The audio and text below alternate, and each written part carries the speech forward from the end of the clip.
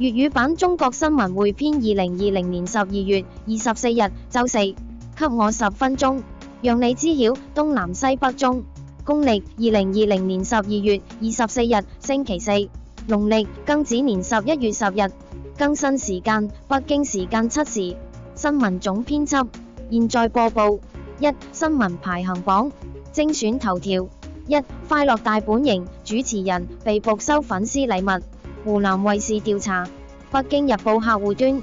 此前報道，早前有網友爆料稱，粉絲應援快樂大本營的食物需要通過合作商家快樂粉絲會對接，且售賣的應援物存在溢價情況。隨後多位粉絲對此機構保持質疑態度。據其查介紹顯示，快樂粉絲會是一款專注為明星粉絲公益助力和打榜交友的移動互聯網垂直網站，以粉絲組織和粉絲作為主要的服務對象。12月23日，快樂粉絲會在官方微博發文稱，針對於今日發生在社交媒體上有關快樂粉絲會的惡意造謠事件，此類行為已經對快樂粉絲會的聲譽造成了極大的損害及非常惡劣的輿論影響。快樂粉絲會已高度重視，並開始尋求法律的介入。快樂粉絲會要求惡意造謠誹謗的相關賬號撤掉相關造謠內容。快樂粉絲會也將對其保留追究其法律責任的權利。2. 廣州市監局公布新巴帶貨燕窩處理情況，帶貨方已被罰90萬。澎湃新聞。新選創始人新巴原名新有志就新選主播在直播間推廣銷售明治品牌燕窩產品存在誇大宣傳一事致歉，並承諾賠付後，相關部門亦介入調查。12月23日，廣州市市場監督管理局通報了此事的調查處理情況。根據通報，直播間開辦者新巴旗下的廣州和益電子商務有限公司（以下簡稱和益公司）和銷售方廣州榮旭貿易有限公司（以下簡稱榮旭公司）分別已被罰款90萬和200萬元。3. 我國成年男女平均身高體重公布，你達標了嗎？環球時報。我國18至44歲男性和女性平均身高分別為169.7厘米和158.0厘米。報告稱，我國城鄉居民膳食能量和蛋白質、脂肪、碳水化合物三大宏量營養素攝入充足，優質蛋白攝入不斷增加，成人平均身高繼續增長。18至44歲男性和女性的平均身高分別為169.7厘米和158.0厘米，與2015年發布結果相比，分別增加1.2厘米和0.8厘米。兒童青少年生長發育水平持續改善，6至17歲男孩和女孩各年齡組身高均有增加，平均增加值分別為1.6厘米和1.0厘米。6歲以下兒童生長遲緩率降至7%以下，低體重率降至5%以下，均已實現2020年國家規劃目標，特別是農村兒童生長遲緩問題已經得到根本改善。農村6歲以下兒童生長遲緩率從2015年發布的11.3%降低至5.8%。6至17歲兒童青少年從4.7%降至2.2%。2. 實時標題新聞榜一句話懂天下。社會瀋陽通報一確診病例行程軌跡涉及快遞、店、超市等。國內宣揚團隊透露，瑞士最高法院撤銷涉及宣揚的裁決。社會退休公務員同時談着3位女友，微信聊天曝光，看看都臉紅。社會行業協會否認抵制郭敬明於正係江湖恩怨，稱抄襲有判決無爭議。社會福州中院今日上午開庭審理吳謝宇故意殺人案。社會安徽16歲少年尋屍公廁案主犯判死緩，雙方家屬均不服將申訴。社會女子扶老人反被家屬告肇事逃逸，監控還清白，稱不改助人初心。國內47歲中國銀行副行長孫旭調任中銀香港副董事長兼總裁。社會安徽16歲少年拋屍公廁案被告人獲死緩，曾被撤銷死刑，釋放43天。社會一套房子賣5家開發企業項目經理資金短缺，一房多賣。國內從1000港幣到1000萬港幣，黎智英保釋金為何漲1萬倍？國內接力國際鄭的女書記離任前為何讓下屬保蓋？社會妻子出軌丈夫不禁大陸帽，聯合敲詐情敵2次，被江門警方抓獲。社會家長稱女兒遭老師歧視抑鬱，校方出30萬，被要求寫借條。國內石家莊市長落馬，從保安科員到市長1天前登黨報頭版。國內黎智英獲准交1000萬港元保釋學者泡缸，裁決匪夷所思。社會居民家電費猛增10多倍，最高1月1100元一查驚呆了。社會為要3萬分手費，男子把前女友父母五花大綁拘18小時。國內黎智英被批准以1000萬港幣保釋，但不得離開住所。社會小學生抖音被騙，趁爺爺半夢半醒拿手機掃臉支付2萬。國內高鐵靜音車廂將關閉娛樂設施音量，屢次不聽勸阻旅客可能進黑名單。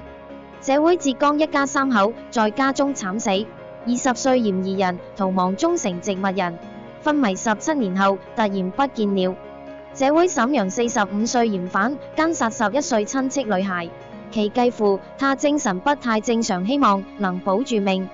圖片科威特暫停所有國際商業航班以防控疫情。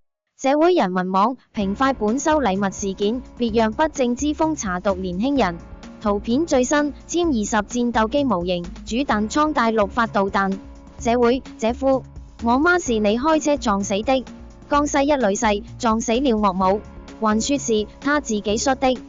圖片胡塞武裝再次擊落沙特聯軍無人機。圖片首見中國空軍戰鬥機為臉直拍，過癮。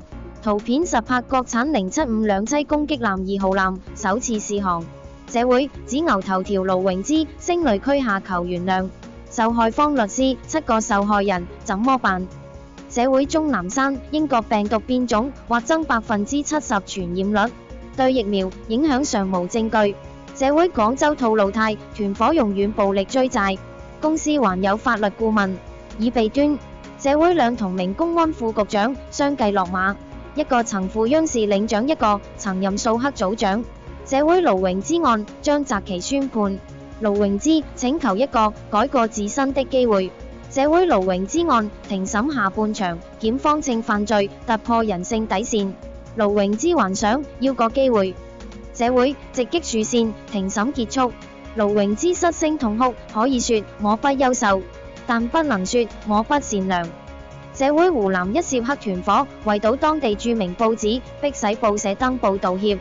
社會直擊樹線，盧榮之再爆逃亡細節，在第一人民醫院碰頭。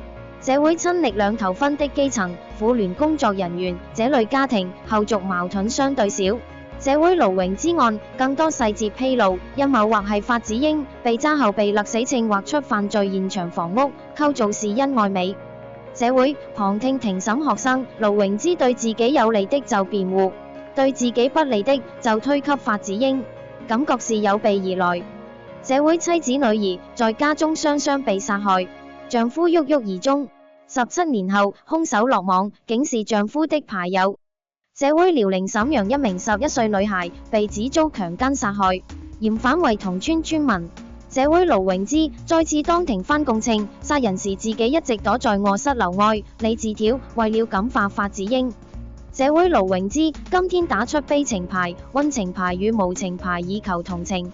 圖片科威特暫停英國航班入境。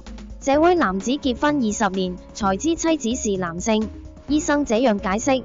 圖片多國啟動針對英國的入境限制措施。社會向情人索債遭拒，男子將他和他的一對兒女殺害後，站在原地等警察，死刑。社會廬山啤酒回應中獎500，聽緊兌換500毫升，外包裝罐體有明確解釋。圖片武警精銳部隊已裝備國產新型衝鋒槍。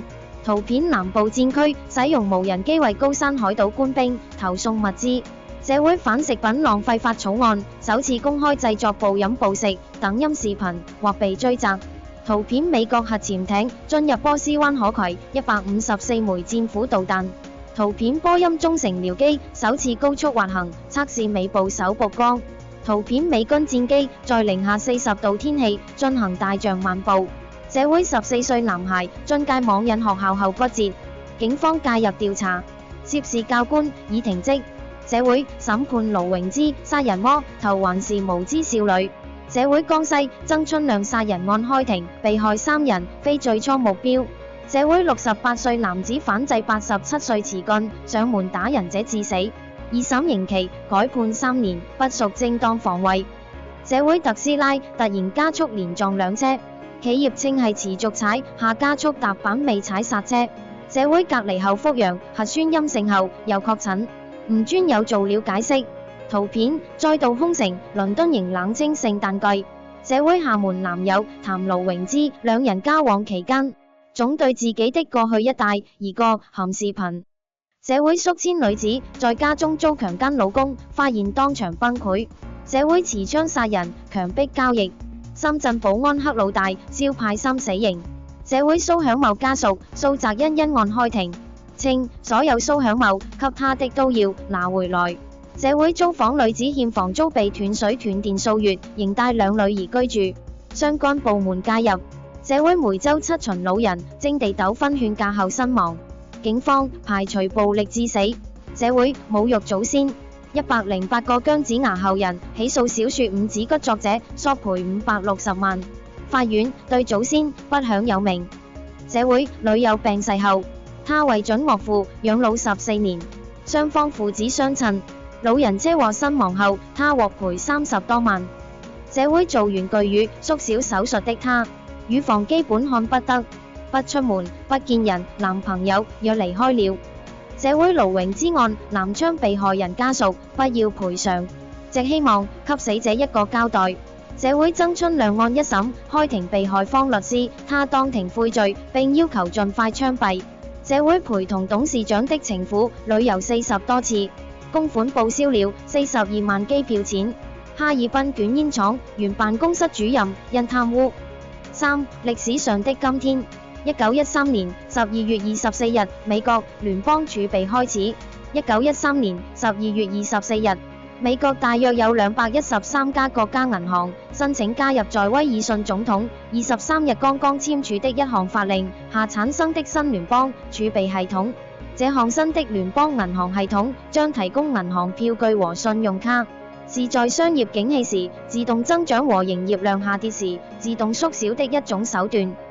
通過建立12家聯邦儲備銀行作為成員銀行的存款保藏處，美國現在即將有一個中央機構來為銀行服務，而無需有一個諸如英格蘭銀行那樣單個巨大銀行。在簽署這項議案形成法令的時候，威爾遜總統使用了幾支金筆，並開玩笑地說：我正在金子儲藏上簽字。中國新聞匯編為你梳理一天熱點新聞，新聞總編輯何道，播報完畢，謝謝收看。